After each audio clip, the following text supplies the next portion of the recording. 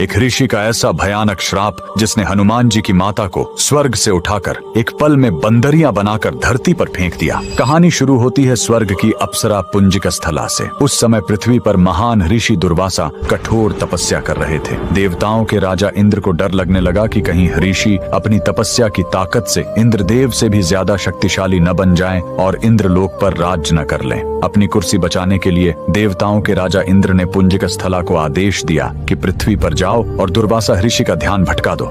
इंद्र के आदेश पर वह ऋषि के आश्रम गई और उनकी तपस्या में बाधा डालने लगी। ऋषि दुर्वासा ने गुस्से में आंखें खोली और उसे श्राप दे दिया। तूने एक चंचल वानर की तरह हरकत की है, जा पृथ्वी पर तेरा चेहरा भी वानर जैसा हो जाएगा। अप्सरा ने रोते हुए ऋषि के पैर पकड़ लिए। तब ऋषि ने दया दिखाई और मुक्ति का उपाय बताया। जिस दिन तुम भगवान शिव के 11वें रुद्र अवतार को जन्म दोगी, तुम वापस अप्सरा बन जाओगी। इसी श्राप के कारण उस अप्सरा ने पृथ्वी पर वानर राज कुंजर के घर बेटी के रूप में जन्म लिया, जिनका नाम अंजना पड़ा। बरी होने पर उनका विवाह महान वानर योद्धा केसरी से हुआ, लेकिन श्राप से मुक्ति पाने के लिए उन्हें एक पुत्र की आवश्यकता थी। इसलिए माता अंजना ने हम्पी के इसी अंजनाद्रि पर्वत पर भगवान शिव की घोर तपस्या की। सालों की तपस्या से शिव जी प्रसन्न हुए और वायुदेव के माध्यम से अंजना के गर्भ में दिव्य शक्ति स्थापित की। और तब इसी पहाड़ी पर जन्म हुआ बजरंग बली का। हनुमान जी के जन्म लेते ही माता अंजना का श्राप टूट गया। आज कर्नाटक के हम्पी में स्थित